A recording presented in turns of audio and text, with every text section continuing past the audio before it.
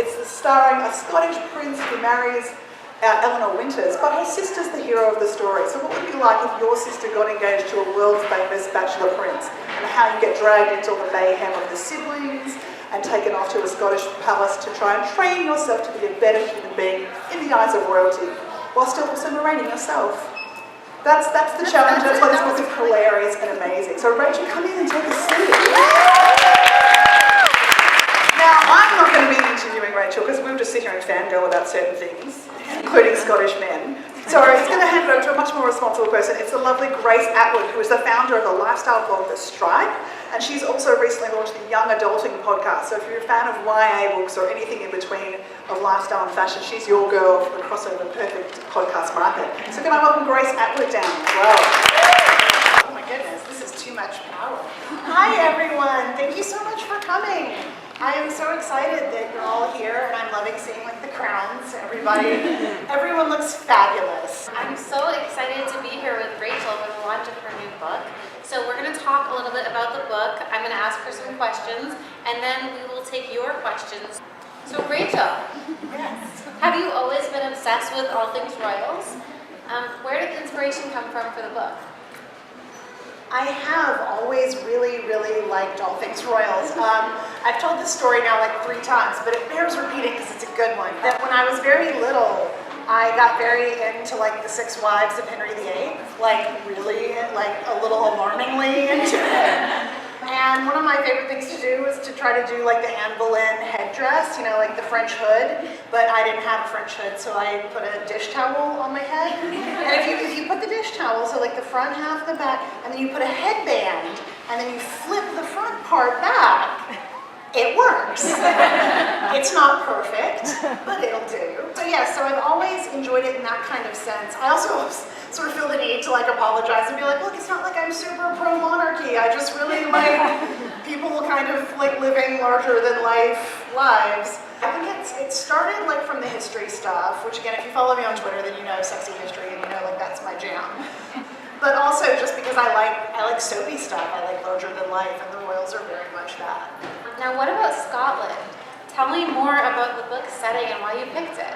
I really, really like Scotland a lot too. Like basically that's all this is going to be. Like, why did you write this book? I like many things and I like them in a book. Yeah, I love Scotland. My family and I have gone there once a year, every year since 2012. We sort of have a problem with Scotland, but we all love it. My husband, my son, myself, we're all kind of obsessed with it. So when I sat down to write this book, I knew that I wanted to write about a royal family. I knew I was writing about a girl who got famous because her sister married a prince. And I initially thought I was just going to do kind of an alternate British royal family.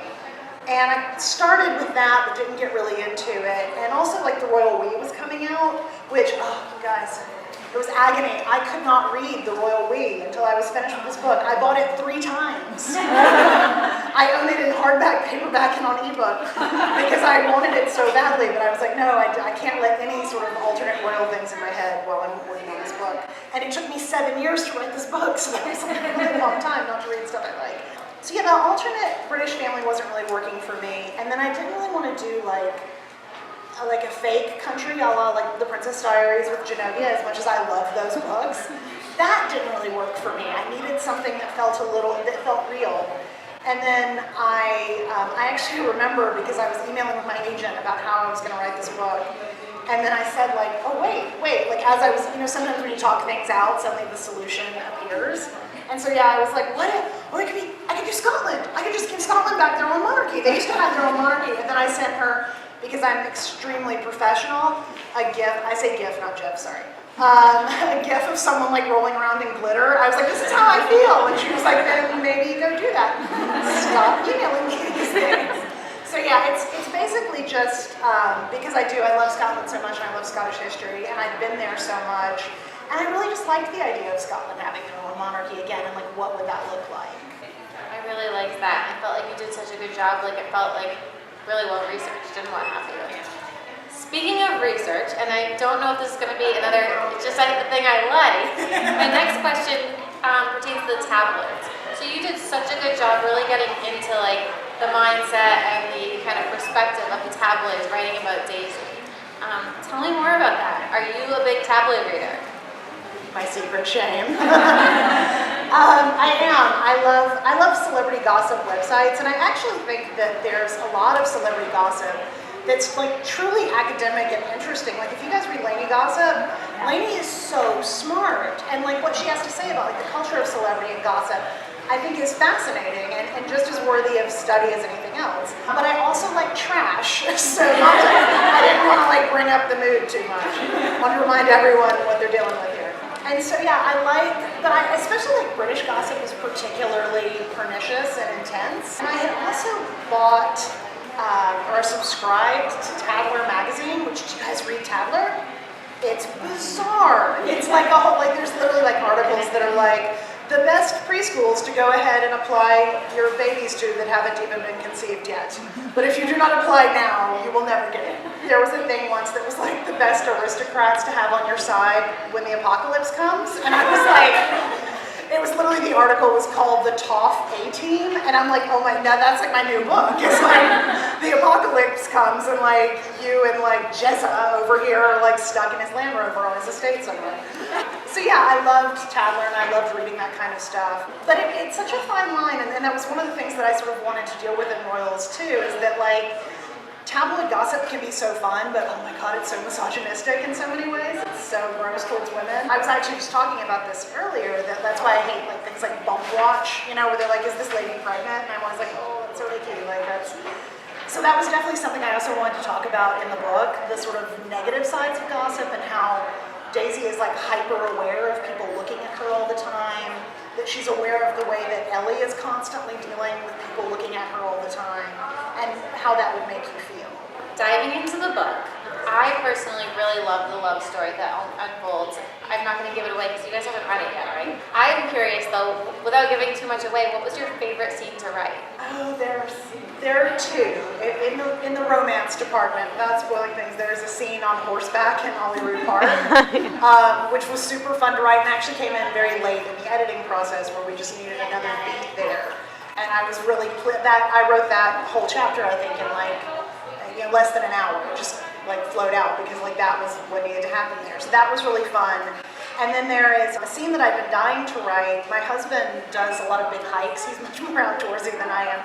And he had spent the night in the Scottish Highlands in a bothy. And he just came back like raving about it. They're like these little, houses sort of out in the middle of nowhere that hikers can use. They're just sort of free for anybody, which means sometimes you end up in one and there are, strangers in it, and you just hang out and camp with some strangers, which sounds terrifying to me, but, So I wrote a scene in a bothy between Daisy and a certain person. So yeah, that one was super fun to write, especially because it felt like it had this like personal connection. Not that I was there in a bothy with my husband. And I hope he didn't have any romantic moments in a bothy with anyone. But yeah, that one felt like special, and it was something I was always looking forward to writing. You spoke about the royalty a little bit, but do you have any other books about royalty, fiction or nonfiction, that you would recommend? Yeah, we'll definitely now read The Royal We. I finally got to read The Royal We like last year and loved it. I read a ton of nonfiction books while I was doing research for this, and also they were just fun. There's a great book called The Season, where a journalist actually sort of followed the British season in London, doing like the Chelsea Flower Show and the Henley Regatta and all that kind of stuff. And that was really interesting. There's a book that's kind of trash called, which is going to be a running theme here, called Game of Crowns, which was sort of like a look behind the scenes of things. There's like this whole long chapter that's like, when Queen Elizabeth dies, this is what will happen. It was a little much, but I loved that. There's another book called The Firm, which I really used because that's about William and Harry. And I liked the idea of how like it's basically a corporation now being royal. That was interesting. And I can't not recommend Kitty Kelly's Royals, even though The Royals. That book is like, everything Kitty Kelly is pretty like hardcore trash. But that was one that I read like in paperback when I was like 15 when it first came out, and it was like so salacious to me, like the most fun kind of gossip. So yeah, those are my favorites. Those are all nonfiction. I really like your appreciation for trash because I feel the same way. You need to have like your kale and your Cheetos with your reading diet. So How do you feel about the timing? Because you said it took you 7 years to write this book. How do you feel about the timing with Prince Harry and Meghan Markle's wedding coming up so soon? Did you plan it? I know that you didn't plan it because... Yeah, that was one of those things where I was like, am I a witch? What else can I do? Because yeah, it was crazy because I've been working on this book off and on for 7 years, really serious about it since like 2015 maybe. And I mean, you know, Harry hadn't even met Meghan when I was writing it. But it used to be a running joke that like, oh man, if only Harry could like get engaged when this book is coming out, that would just be the coolest. And then he did. I was like, this is because I got super into crystals after 2016. This is what happened. I secreted this into the universe. So yeah, I am beyond thrilled. It's still like, it's just bizarre to me. It's just one of those things where you're like, so much of this business we planned for, we worked so hard for, and then so many things happen where you're like, well, that was just luck. Like that was just, there was literally nothing we could have done. Now we capitalized on it like heck. We can always do that. But yeah, as you will see, there are cupcakes with their faces over here. Everyone is smart. So yeah, it's so bizarre, but so great. It's the most fun. It makes this whole month feel even more special and fun. For me. I'm sure it's a big deal for them getting married. Whatever, mostly it's about me. And so I did not know that this was going to be a series until tonight, and I'm so excited because I finished it and I was like, but I need to know more. So again, I don't want to give too much away, but it definitely leaves you like wanting more. And so I'm very, very excited. But I want to know, can you give us any hints as to what happens after book 1? My editor is sitting right there. And she's like, baby, little hands. Yeah. Book 2 follows a character that we met in Royals as the love interest. But a totally new character comes in to be our main character. These books are really, to me, about like American girls getting sort of sucked up into royal stuff. Here's a super nerdy fun fact for y'all. Since I've talked so much about trash, I'll show my like English literature nerd side. All the characters are named, or all the main characters are named after characters in Henry James novels, because Henry James wrote a lot about American girls going over to Europe and terrible things happening to them, like they died because they went to Rome and got too hot, or they're incestuous ghosts. These things happen. So I've reclaimed that, and like they're just having a good time in Europe. So yeah, it's all American girls getting in over their heads with these fancy aristocrats. So that's definitely a big part of book 2. It takes place in a boarding school in the Scottish Highlands. If you guys, when you read the book, they talk about a school called Bruggerstone, which is Gordonstone, if you know anything about the current British royal family. That's the school that they send all the boys. If you watch The Crown, that's the school that they sent Charles to, and he cried and it was horrible. I took that and I made it my own school. So it all sort of takes place there. There's more romance. We still get to see some of the characters that we meet in Royals, but we get to see them through new eyes, which was really fun to play with. So is that good? Or did I do good? I didn't share. Yeah. I didn't share too much. So now we're going to open it up to audience questions. Yeah, ask about the characters and how I sort of flushed them out, tried to make them realistic. Characters are my favorite part of writing. It's always, if you read a lot of my books, you'll sort of see that, because you'll be like, I feel like maybe she didn't care about the plot so much right here. So I'm like, anyway, then they kissed and it was fine. And then they said something funny and they ran away. But yeah, I think that that's part of it for me, is that that's just like where my writing heart is in character. That's what I enjoy the most. So I don't like sit down and really think that hard about it, or sit down and do like character questionnaires or anything like that. I like just sort of coming up with people and putting them in situations and then seeing what happens. And so the characters, sometimes in my first drafts, are not nearly as strong as they are by the end, but that's because it takes me a little bit to sort of figure them out, and I have to sort of do it on the page before, I can't do it before I get there, which makes it take longer, but I think it works out. So. What is your writing schedule? Does it look the same every day? Do you change it up? I think you said you write at home, but is there like a set time for you? How does it work? Yeah, what does my writing schedule look like? It's messy because I like to write in big bursts. That's what works better for me. I wish that I were one of those like 2 hours a day, every day writers, but that doesn't work for me. I have to write in the morning, like if it's not done by like noonish or even like 1, sometimes it's not getting done. But luckily I have a small child, or he's not that small anymore. My kid gets up at 6:30, so do I. So I can start my day by like 7:15, and that helps. So yeah, I have to write in the morning, and I can't do afternoon or evening. And so I basically try to go in like 15 or 20-minute bites and then take like a 10-minute break, 20 minutes back on. And I've really started, an interesting thing just in the past year that I've started doing is like tracking it. Like I write down, like I'm starting at this time, and when I stop, okay, how many words did I get? And then I go on and I can kind of see the pattern, which has really been interesting. And I think it's actually really helped with like my output.